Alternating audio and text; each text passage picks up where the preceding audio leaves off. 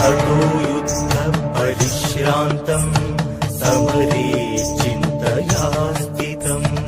रावणं चाग्रतो दुष्ट्या युद्धाय समुपस्थितम् दैवतेश्च समागम्य द्रष्टुमभ्यागतो रणम् उपागम्य अविद्राम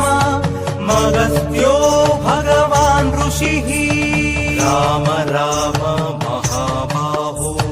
सुगुह्यं सनातनम्